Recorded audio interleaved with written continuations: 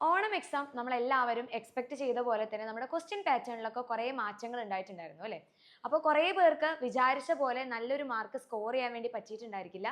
പക്ഷേ കഴിഞ്ഞ കാര്യങ്ങളൊന്ന് ആലോചിച്ച് എൻ്റെ കുട്ടികൾ ആരും വിഷമിക്കേണ്ട ഒരു ആവശ്യമില്ല. ഇനി നമ്മൾ വാട്ട്സ് നെക്സ്റ്റ്, ഇനി അടുത്ത് നമുക്ക് ഫേസ് ചെയ്യാനുള്ളത് നമ്മുടെ ക്രിസ്മസ് എക്സാം ആണ് അല്ലേ? അപ്പോൾ നമ്മുടെ പാറ്റേൺ ഒക്കെ മാറിയ സ്ഥിതിക്ക് ക്രിസ്മസ് എക്സാമും നിങ്ങൾക്ക് കുറച്ച് ഹൈ ലെവൽ ഓഫ് ക്വസ്റ്റ്യൻസ് ഒക്കെ എക്സ്പെക്ട് ചെയ്യാം. അപ്പോൾ അതിന് വേണ്ടിയിട്ട് എൻ്റെ മക്കൾ ചെയ്യേണ്ട കാര്യം എന്താണ്? കോൺസെപ്റ്റ് ക്രിസ്റ്റൽ ക്ലിയർ ആയിട്ട് പഠിക്കുക എന്നുള്ള കാര്യമാണ്. ഇപ്പോൾ നിങ്ങൾ കോൺസെപ്റ്റ് ഒക്കെ ക്രിസ്റ്റൽ ക്ലിയർ ആയിട്ട് പഠിച്ചു കഴിഞ്ഞാൽ നിങ്ങൾക്ക് ഓരോ ക്വസ്റ്റ്യൻസിനെയും കാറ്റഗറൈസ് ചെയ്യേണ്ട ഒരു ആവശ്യം വരില്ല. ഈസി ക്വസ്റ്റ്യൻ എന്നോ മീഡിയം ക്വസ്റ്റ്യൻ എന്നോ അല്ലെങ്കിൽ ടഫ് ക്വസ്റ്റ്യൻസ് എന്നോ നിങ്ങൾക്ക് കാറ്റഗറൈസ് ചെയ്യേണ്ട ഒരു ആവശ്യം വരുന്നില്ല.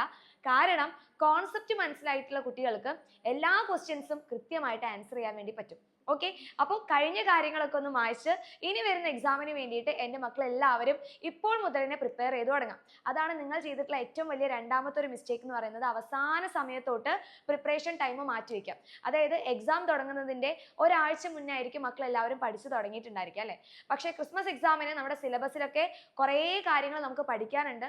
ഓണം എക്സാമിന് വളരെ കുറച്ച് ചാപ്റ്റേഴ്സ് ആണെങ്കിൽ ക്രിസ്മസ് എക്സാമിന് നിങ്ങൾക്ക് വളരെയധികം ചാപ്റ്റേഴ്സ് ഒക്കെ പഠിക്കാനുണ്ട്.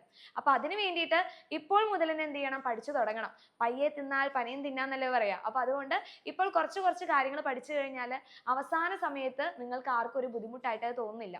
അപ്പൊ ഇപ്പോൾ നിങ്ങൾക്ക് നമ്മുടെ ഈ ഒരു ചാനൽ നോക്കിക്കഴിഞ്ഞാൽ നിങ്ങൾക്ക് വേണ്ടിയിട്ടുള്ള ലൈവ് ക്ലാസ്സസ് ആയി കഴിഞ്ഞാലും എക്സ്ട്രാ വീഡിയോസ് ആയി കഴിഞ്ഞാലും എല്ലാം അവൈലബിൾ ആണ്. അപ്പൊ അതൊക്കെ എന്ത് ചെയ്യണം? കൃത്യമായിട്ട് മക്കൾ കറക്റ്റ് ആയിട്ട് ഫോളോ ചെയ്യാം. അപ്പൊ ഇതുവരെ നമ്മുടെ ചാനൽ സബ്സ്ക്രൈബ് ചെയ്യാത്ത മക്കളുണ്ടെങ്കിൽ വേഗം തന്നെ എന്ത് ചെയ്യുക? ഈ ഒരു വീഡിയോ ജസ്റ്റ് ഒന്ന് പോസ് ചെയ്തിട്ട് വേഗം തന്നെ സബ്സ്ക്രൈബ് ചെയ്യാം.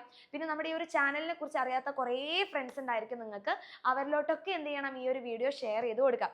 അപ്പൊ എങ്ങനെയാ നമുക്ക് ഇനി എന്ത് ചെയ്യാം? അടുത്ത എക്സാമിന് വേണ്ടിയിട്ട് അടിപൊളിയായിട്ട് പഠിക്കാം. ഒരു ടെൻഷനും വേണ്ട.